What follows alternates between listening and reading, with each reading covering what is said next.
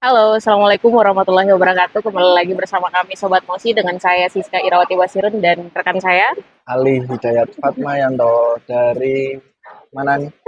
dari Sukabumi nih. Dari Sukabumi. Ya Oke. nih guys, untuk video Mosi awal tahun ini kita tuh kepikiran buat nge-review beberapa fenomena di 2023 kemarin nih guys. Kita kepikiran nih buat ngebahas fenomena bunuh diri nih, yang terutama di kalangan para mahasiswa ya, yang triggernya tuh terus naik karena memang kasus ini sempat viral beberapa kali gitu sampai dari awal sampai akhir tahun kemarin terus naik, makanya kita coba mau melihat nih kira-kira fenomena bunuh diri ini dari mulai pendorong kemudian yang melatar belakangi, mungkin kita bisa bahas dari ontologinya dulu nih mas gitu. Oke. Tapi mungkin aku perlu menyampaikan terlebih dahulu kepada teman-teman dan keluarga yang ditinggalkan. Bukan kami ingin membedah uh, secara personal ya. Teman-teman yang kehilangan maupun keluarga yang kehilangan. Teman kami juga sebetulnya di luar sana yang mereka memilih untuk mengakhiri hidupnya dengan bunuh diri. Tapi kami coba ingin memberikan pandangan bahwa memang dulu itu pernah ada pandangan soal bunuh diri.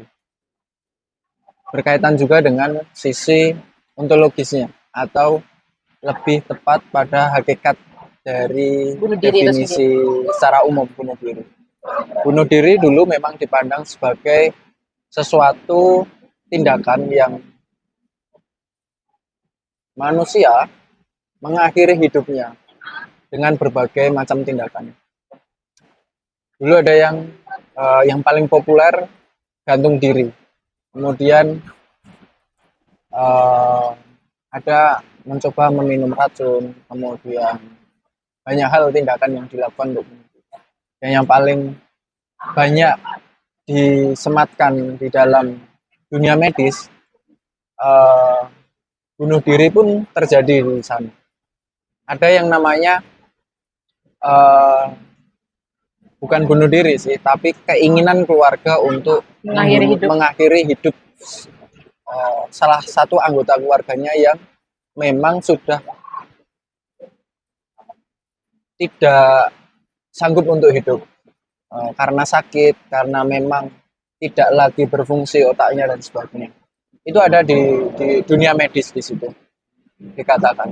Jadi memang secara ontologi bunuh diri hanya sampai pada mengakhiri hidupnya, mengakhiri uh, hidup dalam artian bagaimana organ dalam berfungsi, bagaimana seseorang itu tidak ingin lagi melihat koneksi sosial yang ada di sekitar, masalah hidupnya dan sebagainya. Tapi itu sudah mulai berkembang hari ini. Bunuh diri mungkin bagi beberapa kalangan itu memiliki makna lain, bukan hanya mengakhiri hidup, tapi mungkin bahkan sampai pada tataran yang nanti akan dijelaskan juga. Jadi mengalami pergeseran dan itu ada hubungannya dengan berbicara soal ontologi, pasti akan berbicara soal epistemologinya, kemudian aksiologinya, Aksiologinya seperti apa. bagaimana prosesnya itu terjadi. Tapi dalam segi ontologi dulu, masyarakat tradisional menganggap bunuh diri itu ya sebatas menghilang dari dunia sosial, menghilang dari kehidupan kebudayaan dan sebagainya, dan tidak lagi dianggap sebagai manusia. Uh, Maknanya akan berbeda bahwa dulunya manusia ketika hidup dan ketika sudah meninggal dia akan menjadi jenazah bagi muslim uh, atau banyak makna lain seseorang yang sudah tidak memiliki jiwa di dalam tubuhnya dan sehingga tidak bisa itu. Jadi mungkin itu ontologi awal untuk bisa memahami bunuh diri itu apa. Tapi selanjutnya ada pertanyaan baru. Terus kalau bunuh diri maknanya lainnya itu seperti apa? Itu yang akan coba mungkin Kita gali ya. gali. Tapi saya sedikit mengingatkan karena memang dari sosiologis, kita coba deh menggali lagi pemikiran sosiologi soal bunuh diri. Bahwa dia sebagai fakta, dia sebagai sesuatu yang ada di sekitar kita. Baik itu bunuh diri karena keinginan sendiri atau mungkin dorongan dari lingkungan sosialnya. Durkheim membahas itu. Jadi ada yang secara internal, ada secara eksternal dibahas. Ada 4 klasifikasi bunuh diri pada saat era Durkheim pada waktu itu. Karena memang bunuh diri ini dianggap sebagai fenomena psikologis. Tapi setelah diteliti oleh Durkheim, malah justru ada bukaan ilmu baru bahwa memang ada sisi sosiologis yang bisa dibedah di dalam kasus bunuh diri. Jadi memang tidak tunggal juga bahwa itu sebagai kasus psikologis, tapi ada aspek sosiologis yang memang sosial yang lain perlu dibedah. Pertama, kemunculan pendekatan studi kasus itu mungkin bisa melihat lebih luas. Jangan-jangan dia bunuh diri bukan karena dirinya sendiri, karena ada beberapa aspek, ada beberapa prinsip atau macam-macam yang itu bentukan dari lingkungannya juga.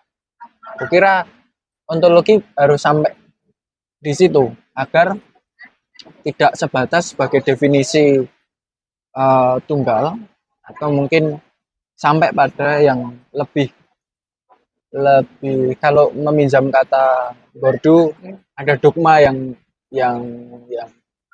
ada di dalam, ada dogma, ada doksa, ada pertarungan heterodoksa di dalamnya, peraturan-peraturan di masyarakat, norma-norma di masyarakat, sehingga membuat definisi bahwa bunuh diri itu hanya sebatas sesuatu yang membuat dosa, membuat masuk neraka atau hal-hal yang membuat seseorang itu tidak dianggap sebagai manusia, tapi manusia yang lain, manusia yang tidak ingin, ya seperti itu. Bahkan di beberapa agama mungkin melakukan framing bahwa definisi soal bunuh diri itu sesuatu yang buruk, sesuatu yang tidak disukai oleh Tuhan, tidak layak untuk menjalankan hidup yang baru setelah di dunia dan sebagainya. Kukira itu menjadi, kalau dari bukunya Bu Teti soal kehidupan dan diskusi kehidupan dan kematian mikroorganisme itu menarik bahwa di kalangan agama Buddha sendiri bunuh diri sesuatu yang tidak disukai oleh Tuhan, sehingga hukumannya adalah karmik. Dia dihukum untuk lahir kembali ke bumi, tapi untuk menebus dosa-dosanya. Kalau di Muslim tidak, dia akan mendapatkan neraka Katolik dan Samawi itu akan sampai seperti itu. Tapi ada satu sisi bahwa memang bunuh diri ini bukan soal dirinya saja, begitu Bu Teti, bukan hanya dirinya saja, tapi ada orang-orang yang mengalami kehilangan.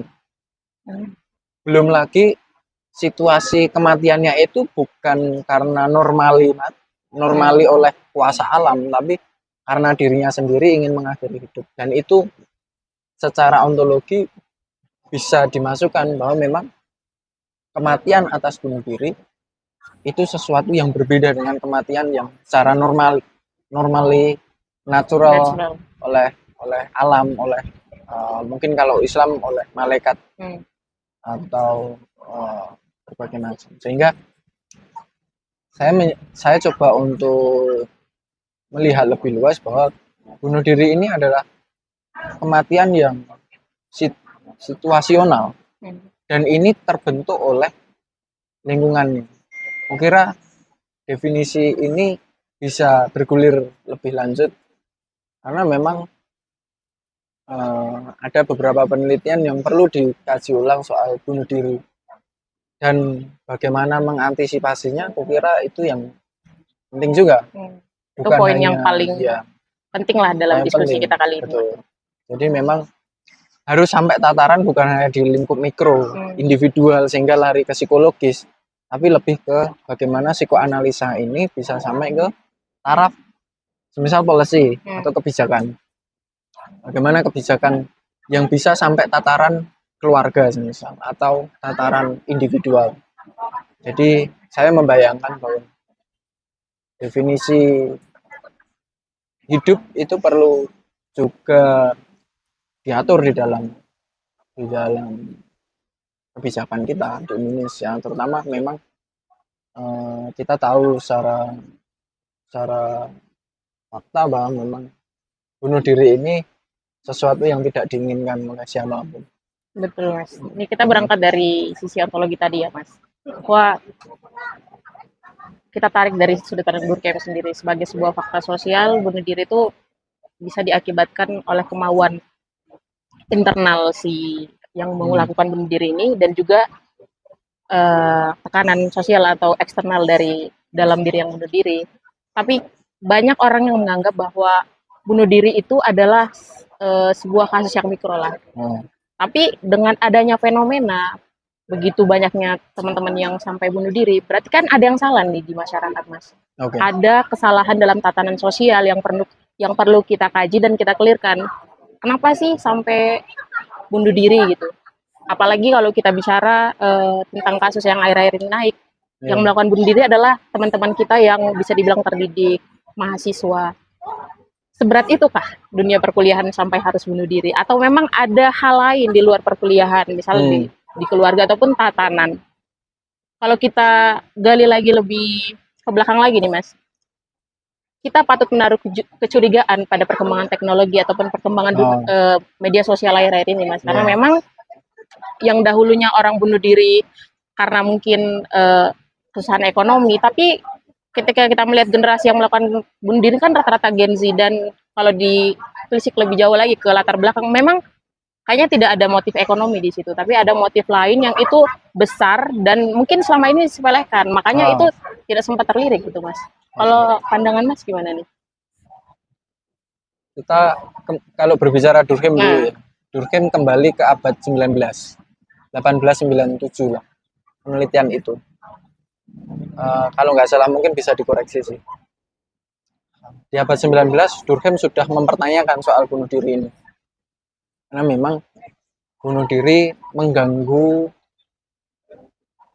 pikiran banyak orang.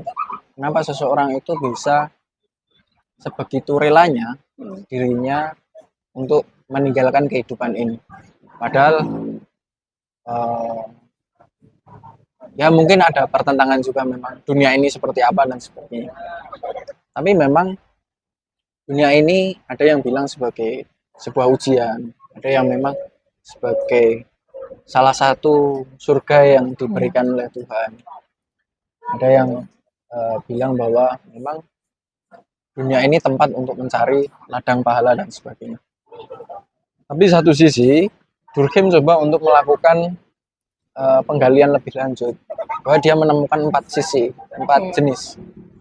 Ada yang bunuh diri karena egoistik. Bunuh diri secara egoistik ini karena memang dia memiliki masalah tersendiri di dalam dirinya. Dia menolak apa yang ada di kehidupan sosial, fakta-fakta yang ada di dunia itu dia tolak. Kemudian ada juga soal bunuh diri alturis itu dia lebih pada fakta bahwa masyarakat hari ini itu menciptakan beban pribadinya yang menghasilkan beban pribadinya, tuntutan-tuntutan, kemudian aturan-aturan yang membatasi manusia sehingga manusia memilih untuk melepaskan hidupnya agar terbebas dari aturan atau tuntutan-tuntutan dan batasan-batasan dari masyarakat yang menciptakannya. Jadi ada sisi egoistik dari dalam, memang karena mencoba untuk melakukan eksternalisasi. Ada yang masyarakat yang melakukan internalisasi sehingga terbentuklah seseorang untuk terpicu untuk bunuh diri. Kemudian yang ketiga ada pembahasan soal anomi, bahwa bunuh diri sebagai sesuatu yang anomi, fakta yang dia tidak mau menerima, tidak menerima apa yang sudah dialami. Contoh, status ekonomi yang disematkan oleh orang lain dan dia menerima itu sebagai sesuatu yang pahit, ekonomi atau masalah domestik dan sebagainya. Masalah ekonomi dan domestik ini menjadi sesuatu yang anomi bagi seseorang. Dia tidak menerima apa yang ada dalam dirinya. Kemudian memang terutama anomi ini menyerang pada dihadapi oleh bunuh diri anomi ini dihadapi oleh orang-orang yang tidak menerima status sosialnya berubah. Semisal tadinya dia orang kaya, kalah dalam hari ini Pemilihan umum lah. kompetisi pemilu lah, dia kalah, dia udah keluar untuk mesin politiknya berapa miliar dan sebagainya, sehingga dan dia tidak terpilih. Kesempatan yang tadinya untuk naik kelas, ternyata dia malah terjun bebas dari kelas itu, sehingga dia memilih untuk bunuh diri. Saya tidak tahu kasus anomi ini akan terjadi saat ini seperti apa untuk politisi, sampai pada tataran banyak rumah sakit yang menyediakan jasa konsultasi maupun psikiater. Jadi memang kebijakan sosial yang dibangun ini malah justru untuk society anomi ini masih belum menjadi standar. Cuma sebagai sesuatu kebijakan populis. Kebetulan ada pemilu nih, kayaknya bakalan banyak yang stres nih. Udah adain. Dan sorotan media lebih pada situasi pemilu. Kukira kalau memang menjadi keseriusan society anomi ini di dalam kompetisi pemilu, karena 5 tahun sekali, kebijakannya ya jangan saat 5 tahun sekali lah. Ya, betul. Nah, itu menjadi catatan. Kemudian yang keempat, yang terakhir, itu adalah bunuh diri yang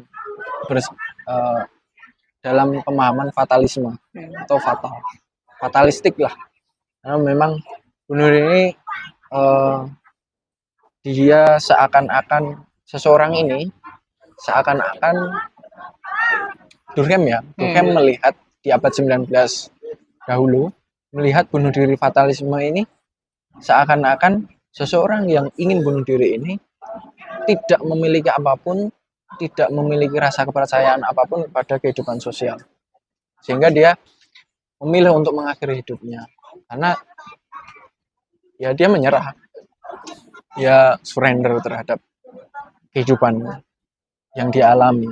Dan memang fatalisme ini menjangkit pada orang-orang yang ingin berposisi untuk terbebas dari tekanan alturis tadi. Kemudian dia gabungan sih sebetulnya, mungkin gabungan dari ketiga, dari mulai ego, dia sudah menemui egonya, memang tidak ada lagi yang bisa dipercaya. Kemudian alturis, banyak orang yang menghambat dia, banyak orang yang membatasi dia, banyak orang yang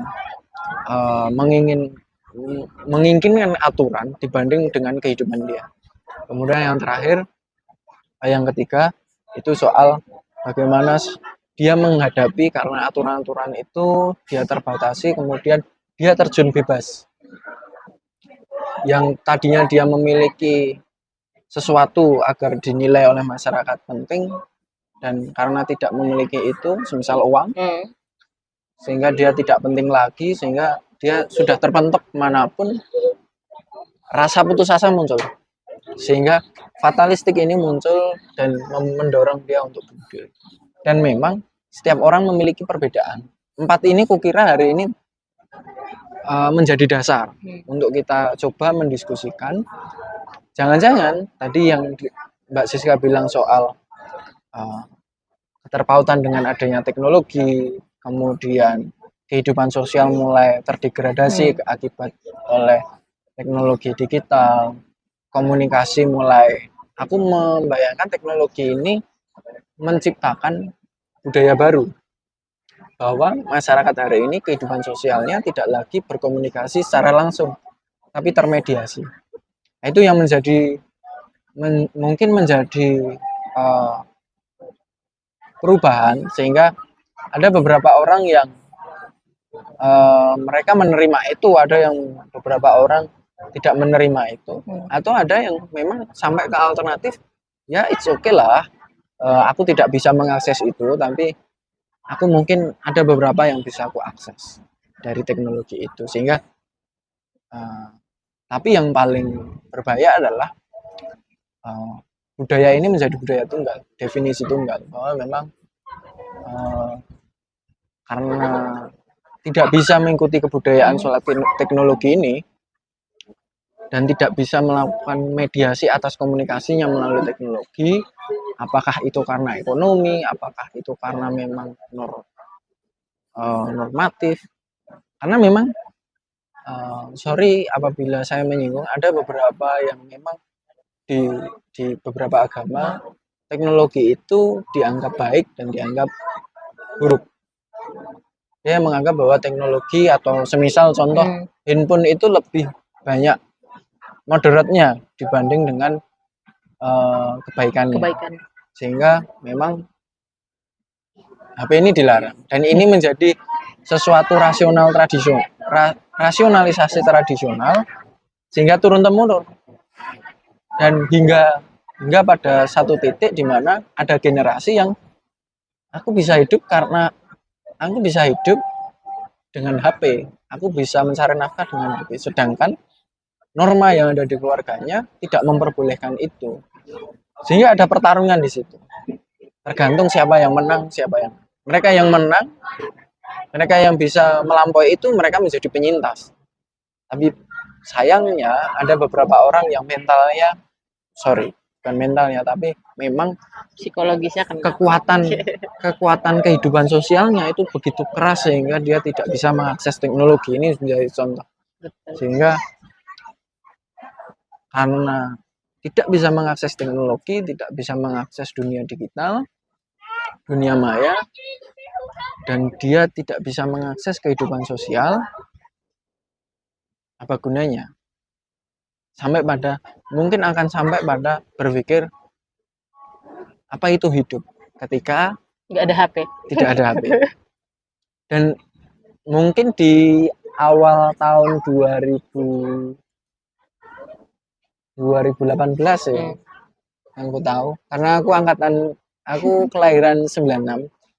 Teman-teman yang generasi milenial lah, setelah lulus, mungkin ketika saya kuliah pada waktu 2014-2018 tuh, ada kadang ungkapan bahwa apa yang bisa dilakukan manusia hari ini ketika tanpa HP, ketika tanpa internet, sampai mendasar ketika tanpa listrik. Jadi memang kita termediasi, kehidupan kita tervarian dari sumber daya itu dan kebudayaan itu, sehingga memang perlulah kita coba untuk bukan hanya berfokus pada bunuh dirinya, tapi bagaimana kehidupan sosial itu sampai mempengaruhi seseorang untuk bunuh diri.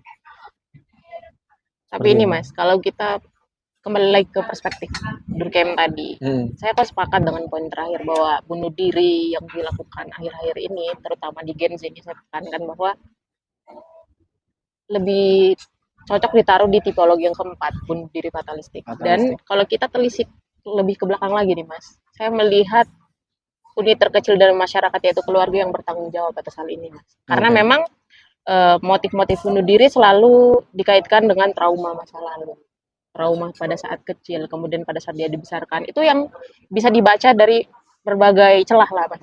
Misalnya kita baca dari fenomena teman-teman Gen Z ini kekurangan afeksi lah dari keluarganya, kurang perhatian, karena memang ada beberapa faktor. Salah satu faktornya itu adalah bergesernya perempuan dari ruang domestik ke ruang publik. Iya, yang dulunya di masa lalu teman-teman itu dibesarkan oleh ibu, walaupun memang kekurangan sosok bapak, tapi ada ibu yang selalu stay di situ. Tapi sekarang maraknya perempuan masuk ke ruang publik membuat nggak ada lagi sosok yang menggantikan untuk memberikan kasih sayang di rumah. Oke. Jadi teman-teman itu tidak tuntas dalam proses sosialisasi primer, yaitu keluarga, Oke. terjun ke masyarakat, belum lagi terjun ke ruang digital yang memang tidak terkontrol. Di situ kita bisa membaca juga bahwa ada konsumsi yang berlebihan terhadap sosial media ataupun teknologi, karena memang standarnya yang tadi kalau di keluarga cuman A, B, C, D, di sosial media semakin banyak varian, dan sosial media itu kan selalu melahirkan apa ya, bola liar lah. Oke. Banyak. Dan kita bisa lihat juga dari proses instan, di mana teman-teman sekarang tuh sudah tidak berorientasi lagi dari proses, tapi hasilnya apa. Misalnya di sosial media, tren cara menjadi sukses di umur 20 tahun kan itu algoritmanya naik banget nih. Tapi kan bagaimana cara mencapai sukses itu tidak dijelaskan. Jadi yang tekan, saya sukses. Jikalau saya tidak sukses di usia 20 tahun, mendingan saya mati saja. Karena orang-orang sekarang udah sukses di usia 20 tahun. Kok saya masih gini-gini aja merasa dirinya kecil. Dan nggak ada teman untuk berdiskusi, nggak ada keluarga tempat untuk pulang untuk mendiskusikan itu, Mas. Gimana? Jadi mungkin kita bisa baca dari tataran keluarga dulu nih, Mas. Oke. Jadi memang sebelum ke tataran keluarga mungkin lebih pada individu dulu ya. Kita kembali ke abad 18, ke Freud, ke Sigmund Freud. Ada ego. Mungkin kalau diurai itu memang sampai pada bunuh diri fatalistik. Tapi kita coba untuk melihat bunuh diri egoistik, karena memang Durkheim tidak akan lahir, pemikiran Durkheim tidak akan lahir karena pengaruh oleh Sigmund Freud.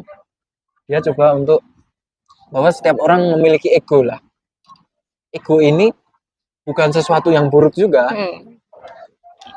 tapi ada yang memang dibedakan oleh Sigmund Freud, bahwa ada ego, super ego, dan memang kuda hitamnya ada di super ego. Black horse-nya itu ada di malah justru di ego. Seseorang akan memaklumi egonya ketika dia sudah sampai pada tataran super ego. Dia mempertimbangkan ego orang lain, dia mempertimbangkan ego institusi seperti keluarga semisal dan sebagainya. Tapi ada seseorang yang dari lahir sampai hari ini hidup karena egonya. Tapi memang variannya memang ada dan itu tidak terlihat saja. Tapi kan kita kembali lagi nih, Mas. Ego itu ego pribadi. Kita itu kan terpengaruh oleh banyak hal nih, Mas. Iya. Yang pertama kali mempengaruhi ego kita ya keluarga kita, Mas. Iya. Makanya aku tarik dari keluarga. Aku sepakat. Memang itu yang tadi ku sampaikan adalah itu awal di mana ego dipertemukan dengan ego-ego yang lain sehingga menciptakan super ego. Tapi bagaimana ego ini menciptakan sesuatu yang negatif lah. Kita coba untuk melakukan binaritas. Negatif. Karena ego ini bisa sampai menciptakan seseorang yang frustasi tadi. Berpikir bahwa aku nggak punya HP, aku nggak punya ibu, tapi punya ibu. Kita coba ambil contoh, kita bedah satu-satu. Ambil contoh ketika saya tidak kampanye. Tapi bagaimana fenomena Anies masuk TikTok dan dia TikTok ya, masuk TikTok, kemudian TikTok. Dia dipanggil Abah online. Kemudian orang-orang yang ikut di dalam TikTok itu orang-orang beberapa itu fatherless. Mungkin mereka memiliki bapak, memiliki ayah, cuma kehadirannya tidak ada di dalam keluarga dan sebagainya, atau motherless dan sebagainya. Sehingga tadi yang disampaikan dirimu Mbak Siska, bahwa memang ada beberapa orang yang seperti itu sehingga frustasi sampai pada tataran frustasi karena ego dia menganggap bahwa punya ibu yang hadir di dalam keluarga itu penting, tapi tidak berpikir bahwa ibunya itu sedang bekerja, dan yang menggantikan ibunya bukan lagi sosok tubuh ibu, tapi mungkin dengan kasih sayang yang lain. Kalau sampai money, pembantu dan sebagainya, kehidupan yang lebih, itu bagi mungkin tataran kelas menengah atas ya. Tapi kalau yang menengah kelas menengah dan menengah ke bawah lah, dan ke bawah, pasti akan berpikir sudah tidak memiliki sudah tidak memiliki ekonomi, ibu pun nggak ada. Nggak punya Punya apa-apa lah. punya tapi tidak hadir karena pekerjaan dan sebagainya. Aku membayangkan orang-orang yang terpinggirkan dan sebagainya mengalami frustasi yang sedemikian rupa. Apalagi mereka yang sudah sampai berjuang ke tataran perguruan tinggi, Betul. hidup karena perjuangan orang tuanya, bapak dan ibunya bekerja. Tapi dia masih terhantui oleh pikiran-pikiran bahwa lebih baik aku nggak kuliah, tapi aku memandang ibuku di rumah. Atau seperti apa dan, dan memang bagi beberapa orang itu penting. Value soal kehadiran ibu lebih diinginkan di rumah dibanding itu pertarungan lagi memang. Harus sampai pada tataran seperti itu. Bagaimana untuk sampai ke sana? Memang itu perlu penelitian sampai di abad 19. Abad 19 itu mungkin teman-teman tahu soal Heidegger, Being and Time. Itu dibahas juga di Bu Tuti di diskusi soal kematian dan kehidupan mikroorganisme itu dibahas. Bahwa Heidegger itu bilang bahwa kehidupan manusia itu ya hari ini dimaknai hari ini. Agar apa? Karena memang pertarungan antar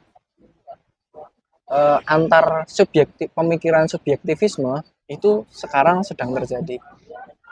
Semisal eksistensialisme menganggap bahwa bunuh diri itu jalan terbaik untuk orang-orang yang tidak memiliki apa yang dimiliki oleh kehidupan sosial yang lain.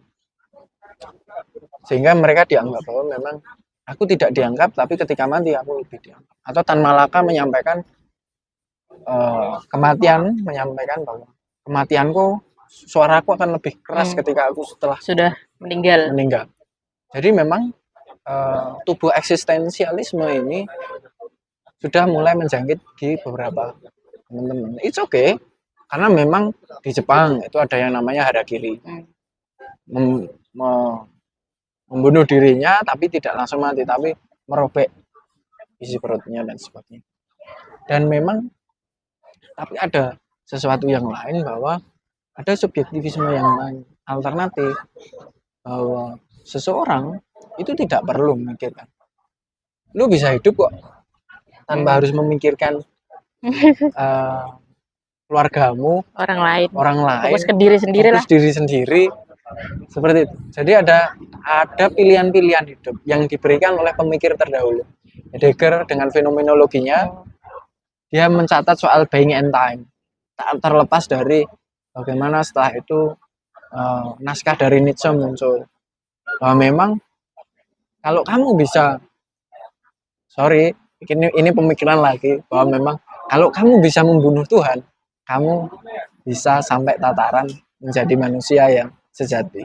Membunuh Tuhan artinya adalah bagaimana dirimu memberikan yang terbaik untuk dirimu, untuk sebagai manusia, tanpa harus meminta bantuan Tuhan.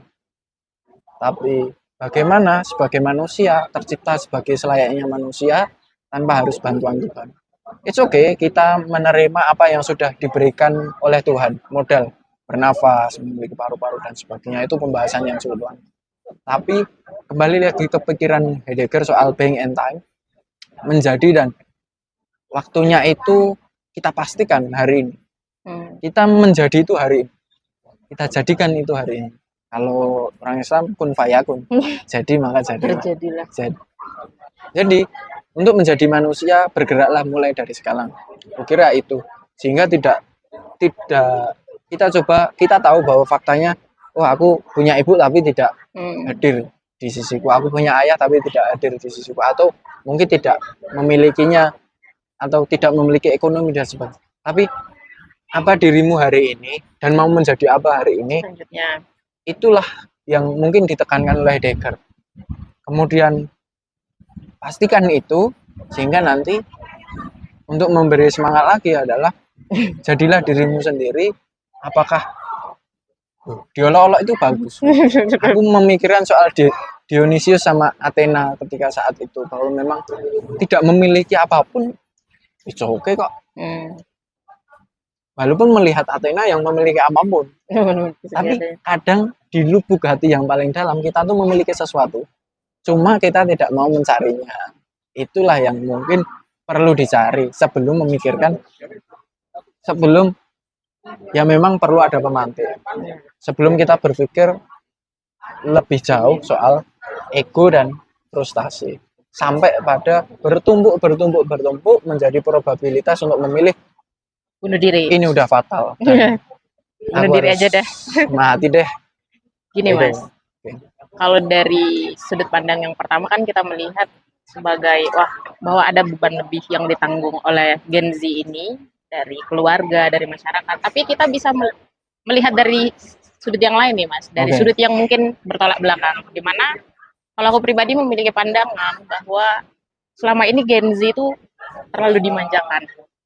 Ya, bukan kehilangan sosok-sosok tadi mungkin dari sudut pandang, tapi Gen Z terlalu dimanjakan, udah nggak ada lagi seperti generasi milenial, nggak mengalami krisis moneter, nggak makan dan lain sebagainya, sudah mengalami banyak limpahan.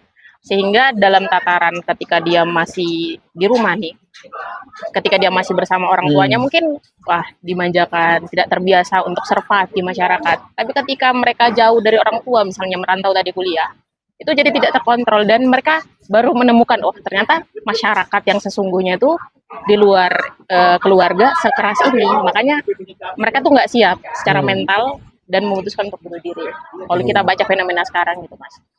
Jadi memang kalau kita membahas bunuh diri secara spesifik banyak varian nih Mas.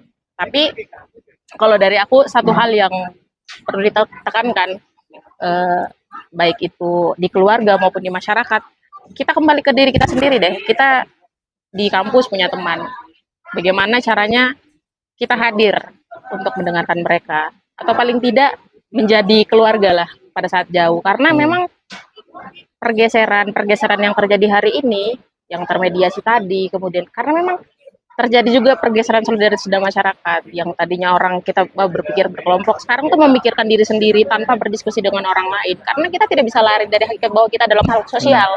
Ya, makhluk sosial itu manusia dengan manusia, bukan manusia dengan HP, manusia dengan video.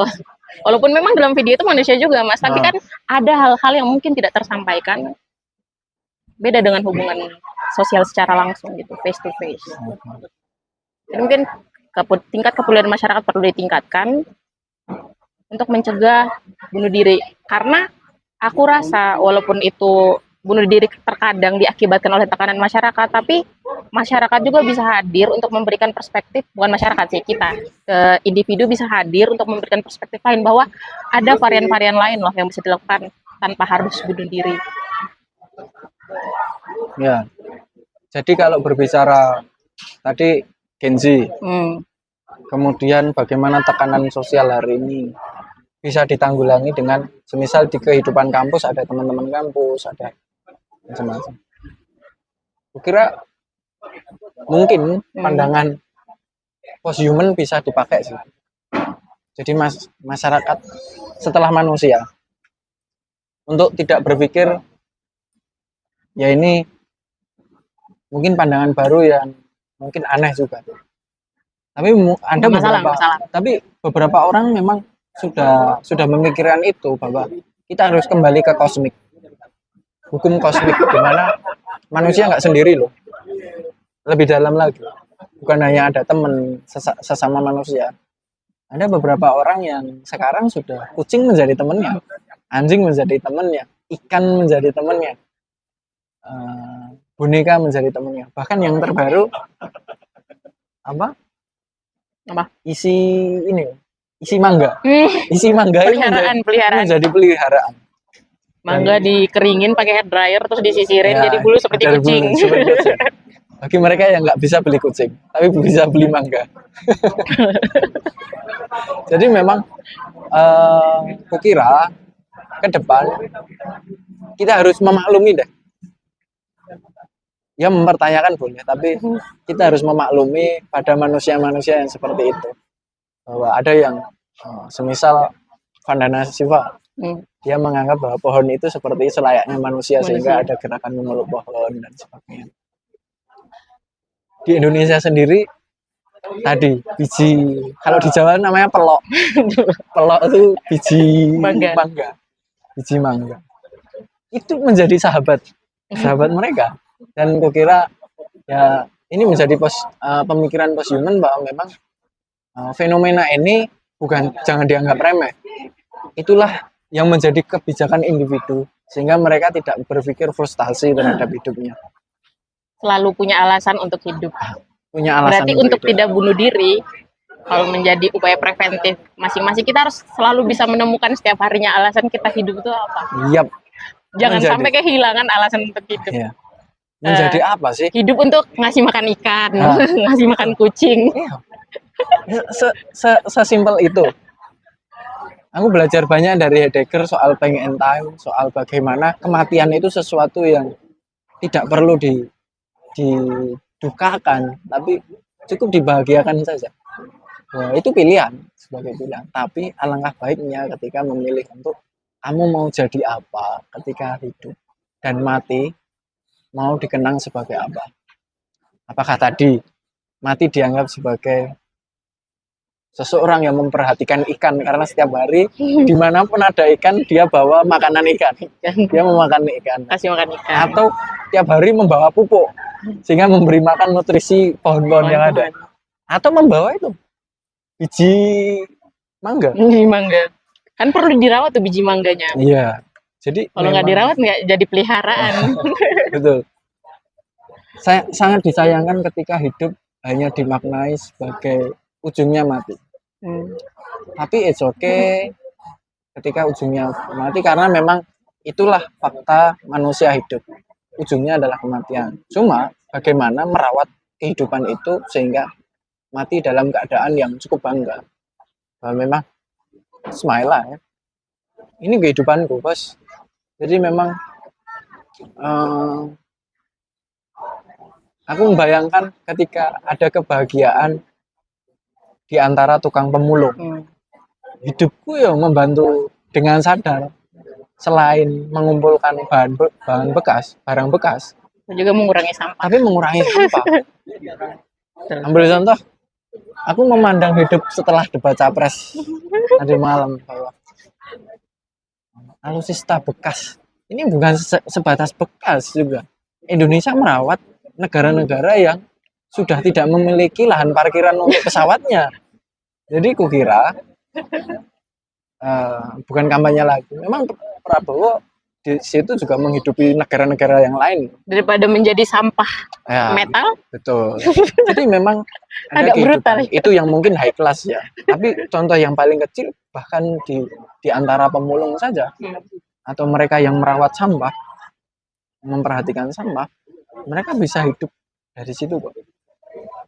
Bukan hanya mengandalkan HP. HP mungkin menjadi kehidupan yang lain. Jadi fokus pada apa yang menjadi yang menciptakan hidup kita itu apa. Coba kita untuk merefleksikan ulang yang menjadi kehidupan kita apa. Apakah barang, apakah manusia yang lain. Saya sangat disayangkan bahwa ada beberapa orang yang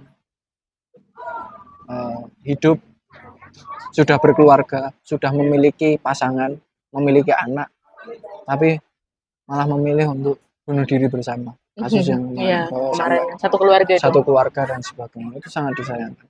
Berarti sebagai mungkin dari pandangan kritis dan konstruktif,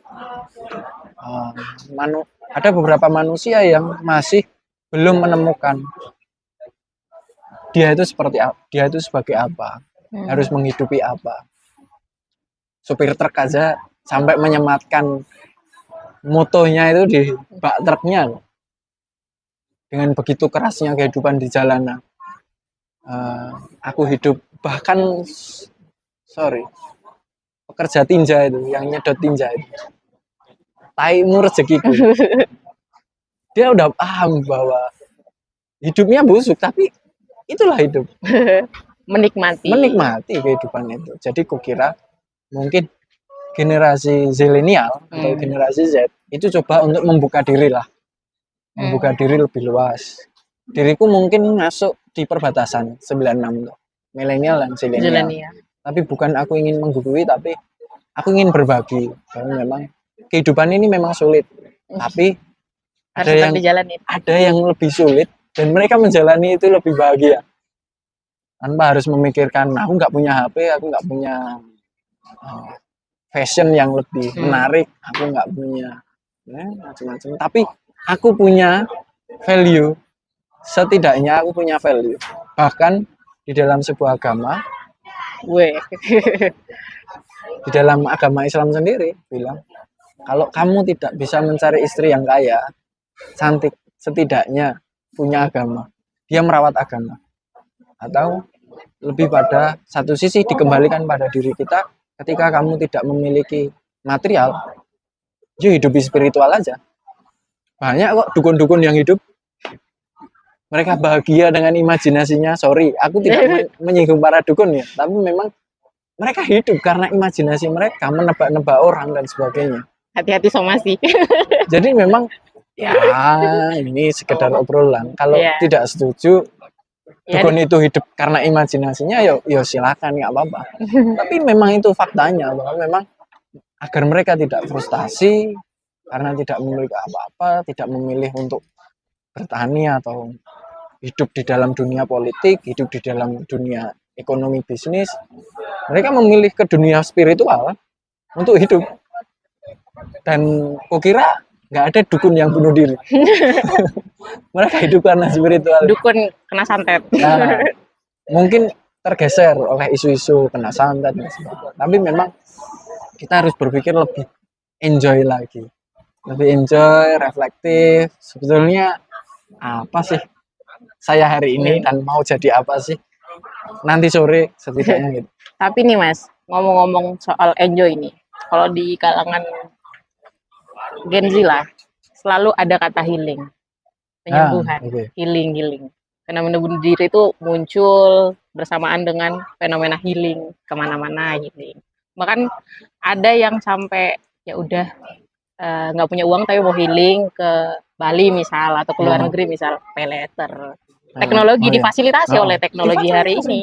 Tapi yang perlu kita lihat dari fenomena itu adalah healing dan penyembuhan nggak perlu jalan-jalan kok. Itu kan ada standar-standar yang memang tadi liburan ke Bali atau ke luar negeri itu kan orang lihatnya dari HP, Mas. Ya, Teknologi hari ini, media sosial hari ini melihatkan wah cara healing adalah pergi ke luar negeri. Tapi kan itu menurut si A yang mempunyai uang banyak.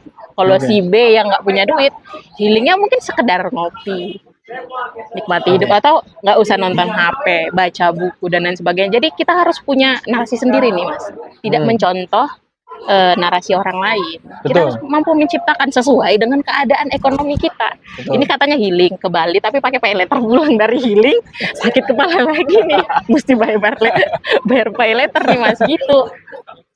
Tadi kita harus punya standar sendiri. Kemudian kita tuh harus berkaca dari diri kita sendiri, nggak perlu berkaca ke orang lain untuk tadi untuk healing dan lain sebagainya. Karena memang itu kan membuat kita semakin tertekan dengan banyaknya standar-standar yang untuk menjadi cantik harus putih, itu kan ngasih makan kapitalis juga. Jadi kita harus punya kesadaran sebenarnya. Orang-orang, aku melihat ya, mungkin ini agak diskriminatif, tapi aku melihat orang-orang yang sampai bunuh diri itu mereka nggak sadar sebenarnya, walaupun ada eksistensialis, tapi aku merasa mereka nggak sadar bahwa mereka itu sedang menghidupi standar orang lain dan mereka nggak mampu, jadi mereka memutuskan untuk bunuh diri. Ya, Sayang.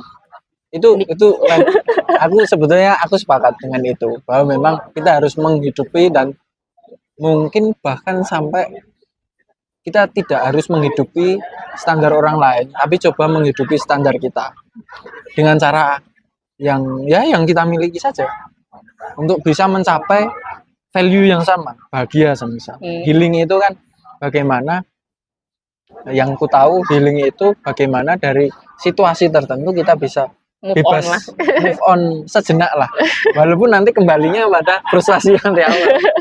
Tapi memang ada satu konsep di mana kita bukan hanya menggeser, tapi juga merubah. Kita coba untuk mengkonstruksi itu. Aku membayangkan setiap individu berani untuk bukan menolak, tapi menggeser standar orang lain atau masyarakat sosial hari ini sesuai standar dia, kemudian mensosialisasikan itu menjadi sebuah standar baru. Tapi walaupun itu nanti pertarungan, tetap terjadi agar orang-orang berani loh bertarung di dalam standar-standar ini. Jadi sampai ke standar itu. Dan menyambung tadi, itu mungkin tataran mikro. Mikro. Mikro aja lah yang nggak kelihatan. Kita coba membayangkan sesuatu yang lebih besar.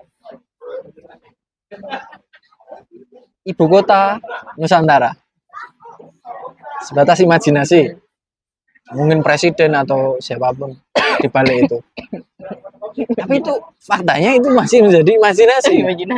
Dan itu hanya sebatas ada di, kalau Rocky Gerung bilang, di dalam komputernya Pak Jokowi. Istana. Tapi itu menghidupi dia untuk tidak frustasi dan dia bergerak. Walaupun tadi sama, kalau masyarakat biasa mungkin pay letter. Jokowi Investor. Jadi Utang luar negeri dan sampai bagaimana menggunakan pajak masyarakat Indonesia agar bisa menghidupi imajinasi itu.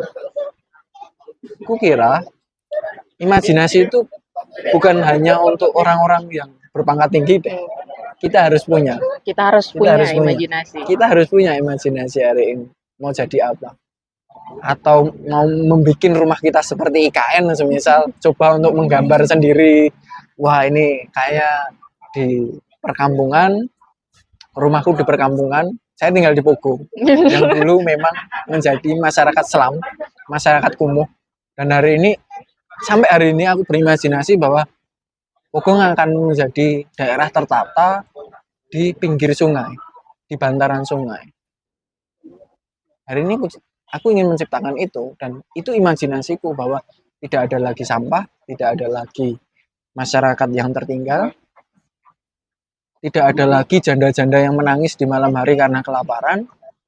Dan memang sulit untuk mencapai itu, sama seperti IKN yang hanya sebatas komputer saja. Awalnya memang aku dari komputer aja, mendata para jandanya berapa, kemudian bernegosiasi dengan perangkat desa yang ada di situ, bagaimana menciptakan itu biar menjadi peraturan di wilayah sendiri. Aku tidak mau untuk menunggu menjadi peraturan desa, tapi bisa nggak RW punya, rukun warga punya peraturan sekecil itu, agar bisa saling menjaga. Dan aku mencoba untuk tadi menggeser dan menjadikan standar yang baru sesuai dengan standar yang ada di masyarakat itu. Oke, karena kalau itu lingkupnya ada di keluarga, itu cukup menarik. Bagaimana aku melihat standar ayah dan ibuku itu seperti apa, dan aku rubah. Aku coba konstruksi sesuatu yang baru agar aku tidak frustasi. Satu itu. Yang kedua, agar aku tidak mencoba untuk berpikir bahwa seperti standar yang ada di luar, dan aku harus menghidupi itu. Dan hari ini coba aku untuk berpikir ulang memang, yang mungkin mengajak refleksi bersama bahwa memang sangat sulit untuk menghidupi standar orang lain. Lebih baik bikin apa yang kita bisa. Sama ini juga, Mas. Hari ini tuh masyarakat ataupun orang umum semakin tertekan karena ingin diakui. Struggle untuk direkognisi oleh orang lain. Padahal gak ada gunanya kalau aku ya. Aku pribadi melihat itu. Dimana kita tuh hanya butuh kita mengakui diri kita sendiri sebenarnya. Itu yang kita butuhkan. Dengan cara apa? Ya kita yang tahu diri kita. Kita tahu standar kita seperti apa. Kalau kita udah punya standar tadi, udah menciptakan standar, kita hidupi. Dan kalau kita sudah berhasil dengan agenda itu, ya kita harus merekognisi diri kita sendiri. Nggak perlu orang lain. Tapi hari ini kan orang-orang melihat, wah untuk direkognisi oleh orang lain harus punya mobil lah misalnya. Makanya harus kerja-kerja supaya punya mobil. Padahal mungkin dia sebenarnya mau beli sepeda sebenarnya, cuman butuhnya sepeda doang nih. Mobilitasnya butuhnya sepeda doang atau motor doang udah cukup gitu. Jadi struggle untuk mendapatkan rekognisi, tapi yang paling utama itu adalah mendapatkan rekognisi dari diri sendiri. Tapi sekarang orang-orang sebenarnya dia belum bisa merekognisi dirinya sendiri, tapi sudah mengejar rekognisi dari orang lain. Itu membuat semakin stres nih. Semakin stres. Kalau lihat orang ini kompleks dia, Mas. Sudah stres, tidak tercapai, tubuh berubah, patologi ikut berubah loh. Aku membayangkan gini, bahwa seseorang ingin mengejar standar orang lain.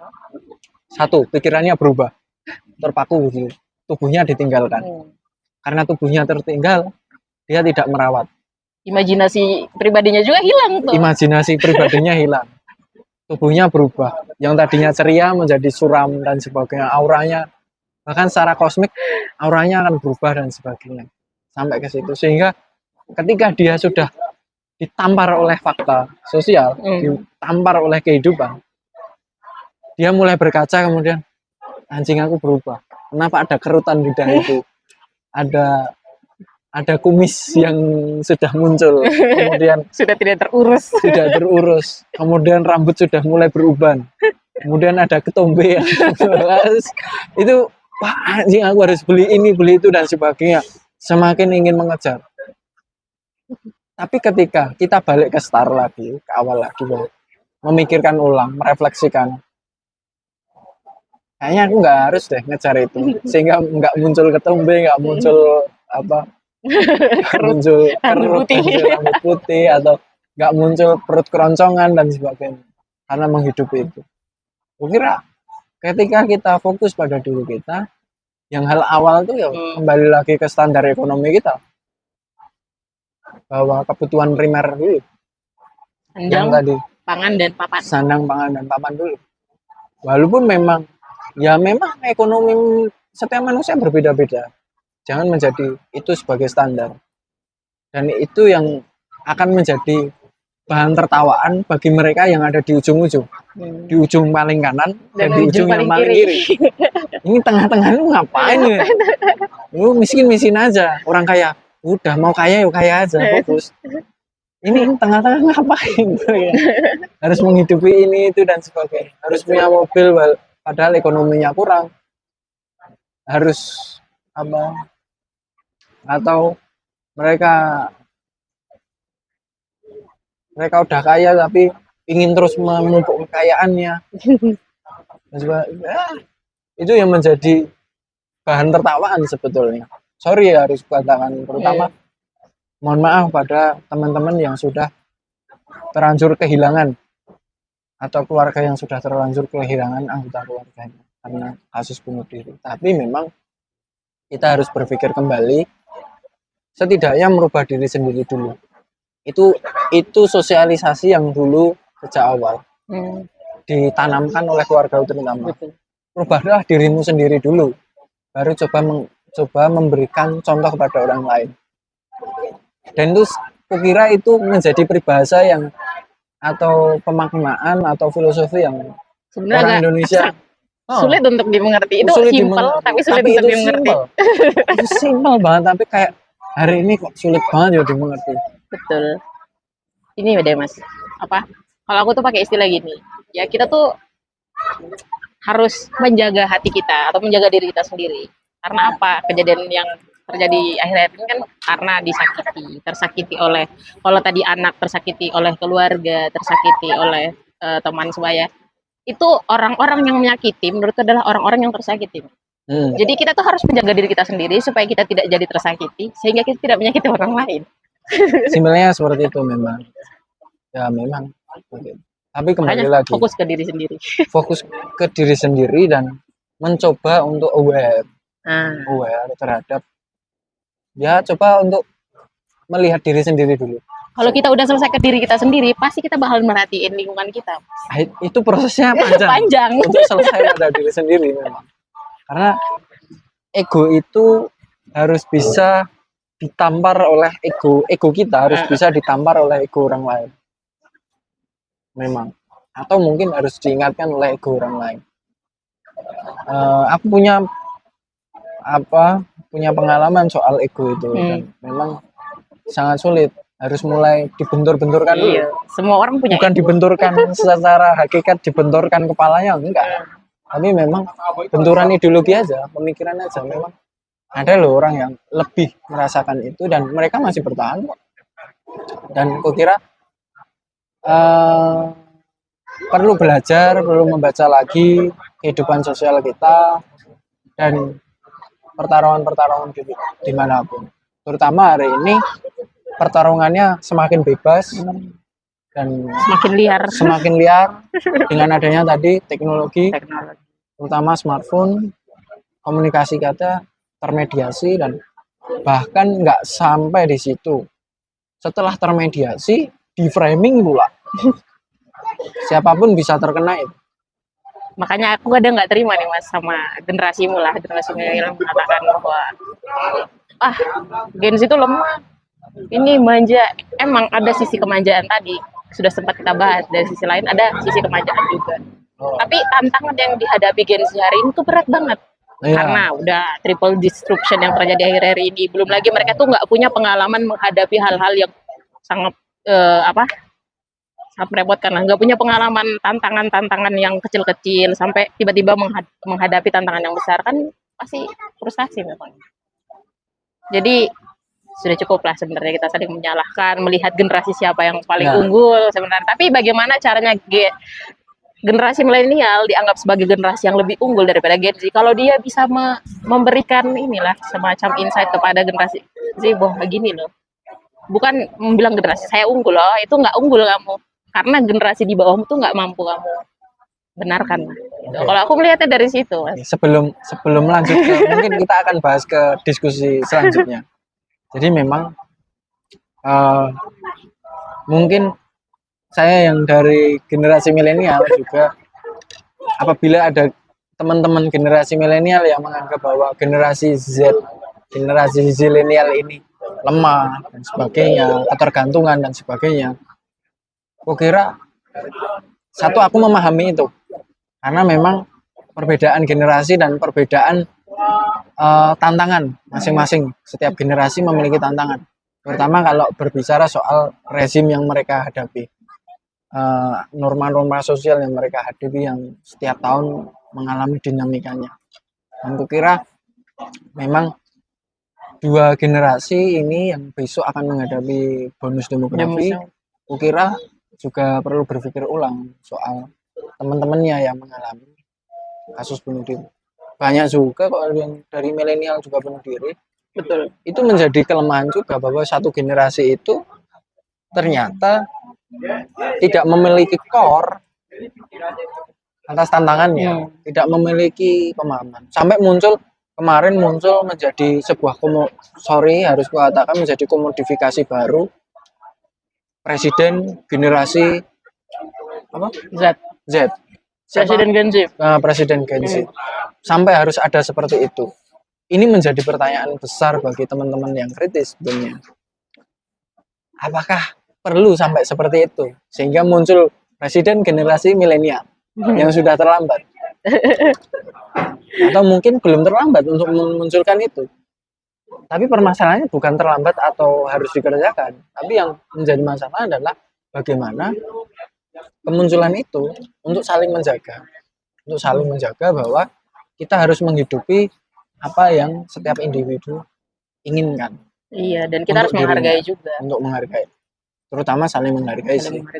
Menghargai Bahwa ya generasi milenial yang mengatakan seperti itu, mengatakan bahwa generasi Z dengan stigmanya dan sebagainya, mungkin perlu dimaklumi juga. Mereka punya tantangan yang berbeda dengan generasi zilenial atau sebelumnya, generasi perang dingin, generasi baby boomer. Dan kukira memang perlu dimaklumi juga ketika generasi baby boomer sangat keras, karena memang mereka hidup dengan kekerasan, tantangan ekonomi, krisis moneter dan sebagainya. Generasi milenial tinggal menghidupi itu, dan ketika generasi milenial menghasilkan generasi zilenial, itu pun orientasinya sama, menginginkan generasi zilenial untuk tidak takut menghadapi masa depan. Sebetulnya itu titik kuncinya adalah tidak takut untuk menghadapi masa depan. Tapi prosesnya sayangnya masih sama, masih menggunakan indikator-indikator generasi sebelumnya. Yang kukira hari ini perlu dilihat kembali, ada dikoreksi kembali adalah direvisi lah. Indikatornya harus kita sesuaikan. Untuk membangun Indonesia emas atau ingin membangun imajinasi apapun ke depan, kita harus lihat indikatornya. Indonesia emas kan itu narasinya milenial tuh. Iya, Iya. memang. Tapi untuk mencapai Indonesia Intan harusnya nih. tapi kan untuk mencapai itu generasi milenial harus coba untuk memikirkan kembali. Karena yang akan mengerjakan adalah generasi zilenial, yang akan merasakan adalah generasi zilenial. Ini akan sama prosesnya ketika bunuh diri itu dianggap yang melakukan bunuh diri adalah sembilan zilenial dan yang mengatasi adalah milenial tanpa memikirkan kehidupan dari zilenial, itu sama aja bohong. Seakan-akan ya konstruksi aja untuk menjadi milenial. Padahal mereka bilangnya kita harus berubah ke arah yang lebih baik. Kita harus menjadi seseorang yang terus berkembang. Tapi kok prakteknya adalah menstandarisasi agar tetap pada situasi yang diinginkan. Dan itu sebuah kemunafikan sih, yang kukira perlu direvisi kembali. Betul. Ini kayaknya udah sejam lebih nih. Nah, Mungkin kita perlu merangkum lah ya. diskusi kita tentang bunuh diri hari ini. Kalau dari aku sih ada beberapa poin tadi. Yang pertama, setelah kita mendefinisikan bunuh diri, kita sampai pada bahwa kita tuh harus punya standar sendiri. Harus menciptakan standar kita sendiri, tidak mengikuti standar orang lain agar tetap stabil tadi. Kemudian kita tuh perlu merekognisi diri kita sendiri dan kita jangan terlalu mengejar rekognisi orang lain sebelum kita bisa merekognisi diri kita sendiri. Dan kita harus bersyukur lah, mungkin kalau bahasa agama ya, bahasa di agama saya itu bersyukur lah atas keadaan yang kita alami sekarang, dan bersyukur itu bukan cuma menerima, tapi kita memperbaiki lagi, selalu punya agenda untuk memperbaiki. Kita syukuri yang sudah terjadi hari ini, baik buruknya kita terima dan kita perbaiki untuk kedepannya, agar kita tetap punya semangat untuk tetap hidup. Hidup harus tetap berjalan, guys. Jangan dihentikan secara paksa.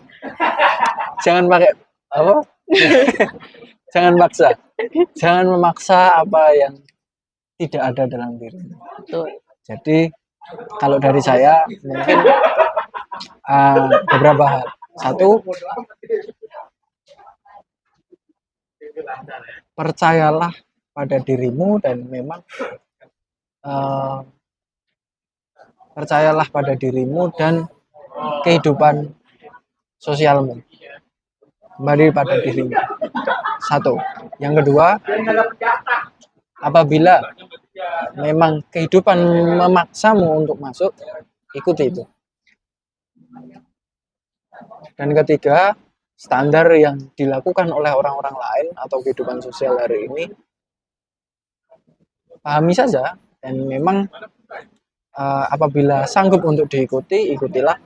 Kalau tidak, letakkanlah dan rubah itu di dalam imajinasimu, praktekkan dengan berbeda agar orang lain bisa memahami bahwa tidak semua standar itu harus diikuti, kecuali standar helm. Standar helm SNI. Itu pun kukira kita harus membedakan mana yang perlu untuk diri kita agar tetap tadi melanjutkan hidup, dan mana yang akan merugikan kehidupan kita. Jadi orientasi pada hidup dan meninggalkan hal-hal yang bisa mengurangi usia kebahagiaanmu di dalam kehidupan. Jadi itu. Udah segitu, Bung. Segitu aja. Apa ya? Closing statement mungkin dari aku. Kita tuh semua adalah pemenang. Paling tidak kita tuh pemenang dari jutaan sel sperma bapak kita. Kita yang jadi nih, karena itu banyak. Jadi kita harus tetap hidup dan harus memperjuangkan itu. Paling tidak untuk bertanggung jawab kepada sel sperma yang lain bahwa kita ini yang hidup. Jadi kita tidak perlu berkompetisi dengan orang lain. Kita harus berkompetisi dengan diri kita sendiri sebagai seorang pemenang tadi. Ini tuh guys. Mungkin berbanggalah. Berbanggalah. Katakan iya pada itu. Dan aku sebenarnya mau bercanda, nggak enak. Tadi soal bunuh diri, kemudian sekarang soal kehidupan.